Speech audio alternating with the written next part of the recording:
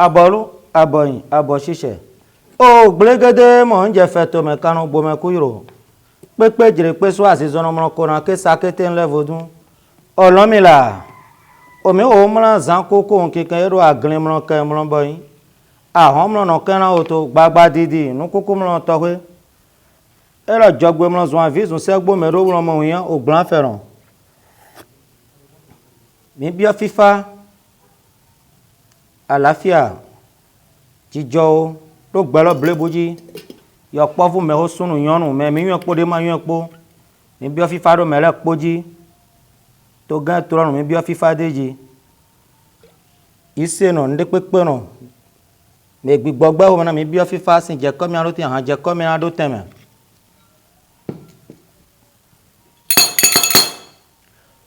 Omi jabọrọ afọnù òwe zizẹ òwe rántá ohù zẹpọ́n àdúrà gàṣán ìdòṣán ìyàwó gọ́sù ẹ̀nà rẹ̀ o gbọ́n fẹ̀ràn gédégédé mu ye alàndámọ̀ sí mandọ́ alàndámọ̀ sí tògbẹ̀ àkútàn ọgbani edu àlòrán tún já gédégédé mu ye àgbá ẹ̀ràn fọ́n lásán zùmẹ̀ kí sẹ́pò fẹ́ẹ́mùrán pò wọn ni wọn. mi yọrọ mi.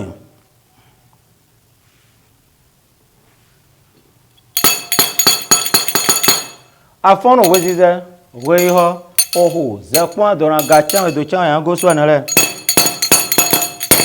O glegede mo nje feto me kanu bo me kuyiro pepe jire pe so asizono mo ko na ke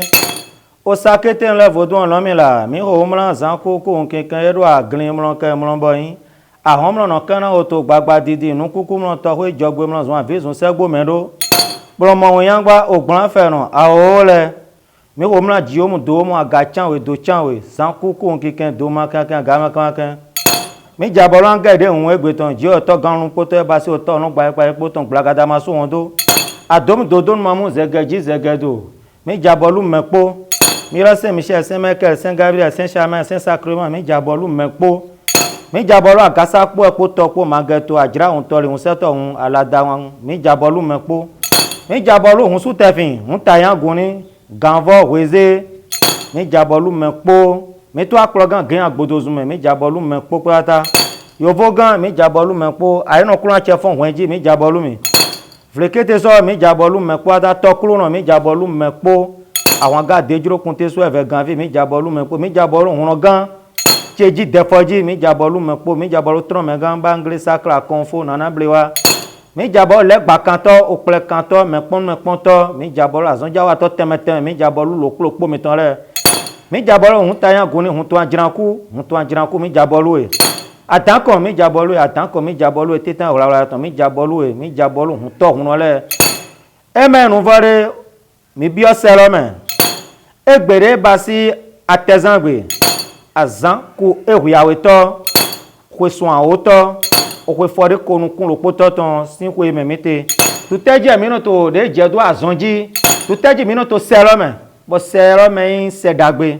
bo keke no zeto zebo ichire bo gochirere moto no zeto zebo ichire bo gochirere ko avoma dogbe àlàáfíà jete aso mo ti viro suru no jijo o kamle gomle me mi yun e po de ma yun e po de gba to gbelo me blebu sisan teju e mi no to sero me bo sero en seragbe bo ko ajiji made mi mo aso ajiji made mi ton gbe o mo bayi tu teju e mi no bo dagbe jete ni jabolu won o le na me po ni e farobo ikan odue na gba kabo gbago awe to anje duebo kono kan bo jogbe na kan bo gan odue na wa lo klopo mi ton re duebe na jai bo lo klopo mi ton mi ton mi e chire bo gochire odue na wa dandan ji tu teje mi no bo dagbe jete to sero me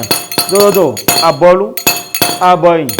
abo sise ye mo ira me ho tata me ho mi iro le o si mi ton ri e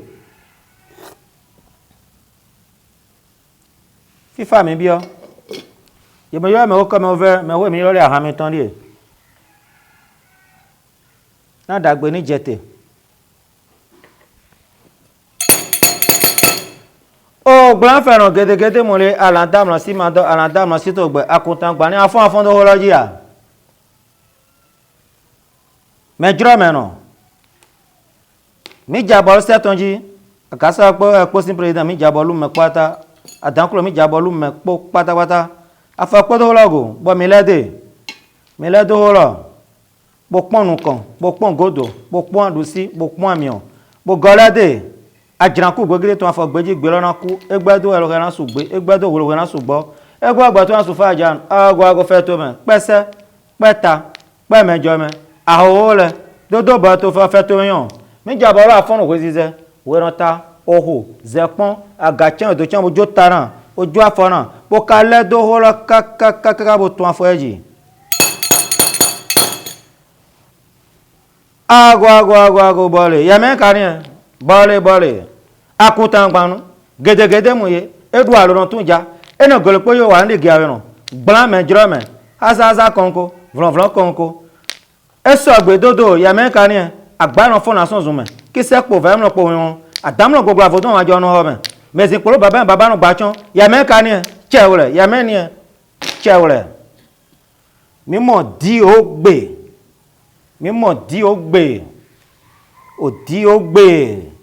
di ogbe na ya fon do chomi ene wo me do chomi ene gbada no chomi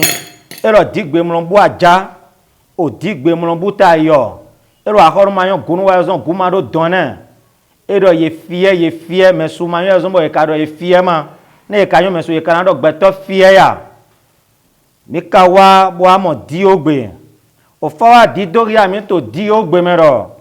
mini de fifie poto selome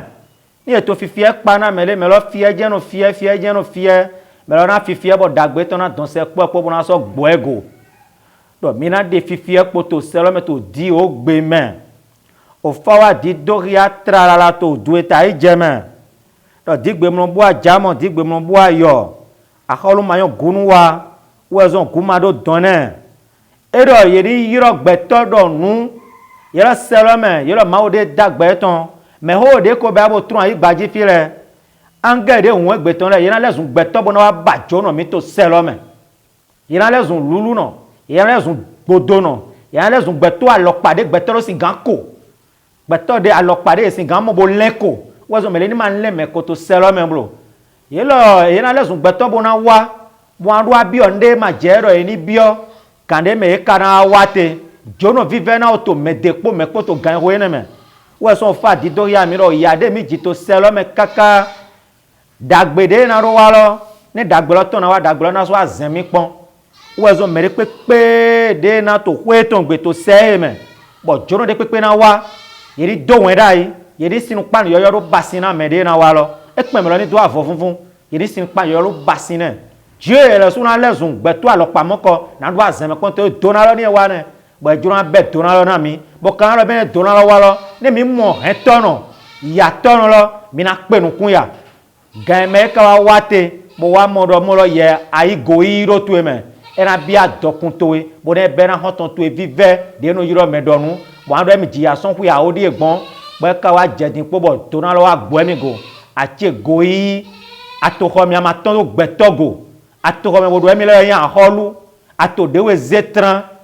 ye hun da olopo ye meno dobo mere mlondo de goyi ipo ni ade goyi ipo janwe ni me pele di ado te selo me yo to gan ko to na si adokun debo o so pewe to selo me o fa di dori amiro mi ni yan ha mi to ito sisu ne me de fi fie janwe ne mi don se po mi ayon we zo bo edo fi fie gbe to mlo fie tata we zo mi na de fi fie po na dagbe ndo jete to selo me o fa ka di dori amiro mi je ko me vosin ogan mere pepe madona ho nde pepe ta lonu to se heyo me nde yan lonu sinu lopo kwe yan so ejuro na sa hon ton ti ejan sa o fa gbe o fa dido ya ro kento ro din gbe to kaka bo ma pego wezi ajonu gbon mere voju re ni sara me iro de me son wegbe bo me na igan pa me ko me vo wezo fa dido ya me gan mere po me wa jonu ba o ho sado kona me ede me hon ton alopa mo ko de kanando emi na de ha to son wegbe do ho sado kona me utu o fara gba wa me mo ko to selo me o fara mi le so nka setonu yo po de no portable lo le ni dosena ye me no ho nu pochonu bo no ho afesinu o fagbe ni ho bo wa modere to ganpa me nyo do yesu ni vetorina o fa lo mi la to selo me ni o fara so pe mo kudo vo bibla me gba eji ni adusi bla amno ina tun mele mi kana se to selo me o fa le ne ya me to gbe yini ye debo e khode bo ne nu do ya che dagbe to selo me ni so to kujan we yini bo yo etonji bo khode bro ya che dagbe to me no ma jo me do gba ji to dude to ayi jeme vodou te mi kana se to du lo le me mi na se vodou dudua yana se to odu eja to odi o gbe me bo melo kpolokpo na pe no kun le gba ton po fa ton pogo me makato vodou si ayiroji bo en do yi se no e gbidi mene no ena gona o de kan tuntun ton e jamla ena ko de kan tuntun ton tori o kan to me bla yero ni alori bla lori on tun e jamla ena ko de kan tuntun ton yo eni tun kan nyina kan de pepe de na heme mo ganwe yo eni tun kan nyina kan mo koton na me to o selo me to du eta ije me me ka wa ifazun bo wa mo di ogbe me ne no e ma du hana pali avowe tete me ne no chon bo na do no mlayin me no mo du hana pali to o du eto aije me tun fi kwa son po ena no lana gbidi to du eta ije me na do wa ton de na wa to gbe me bo na pon me do ido o fa di do na mi do me ido me wa no hu me de pepe de to apana mi bo mi ajide dego me le so ikan de vo bolo to mi bla to selo me awon gbe kan gba wan no mo nkan tonton na mi to selo me o fa so ato di dogia mi to di ogbe mi ro yon de ta suwe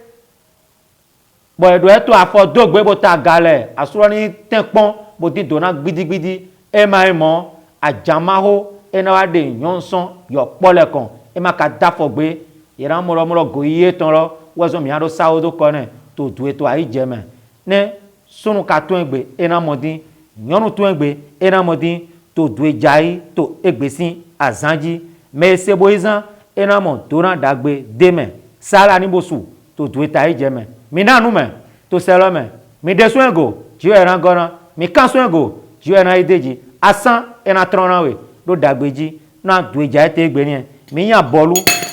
aboyin abo sise odu ene ka titan son me vivera mi ton uno gan ajina ku sun ide me to wi awon defoji son ku ton gbe dagle gemenu azan so po gbolopo yin ton de yiro yen gan go gban to usinu me ohu elo to titron te egbe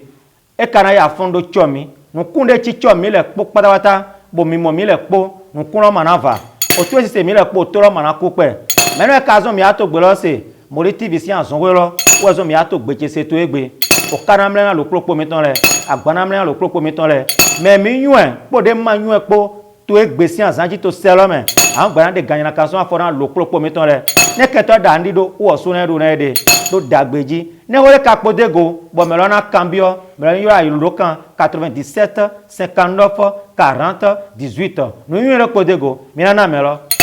yo kana welo o ena jedu do be mi se ya yo kana welo o ena jedu do be mi se ya bo kwa ono ma ja vo bi o mendegbe yo kana welo o ena jedu do be mi se ya abolu aboyin abo sise na ibo wa e izanre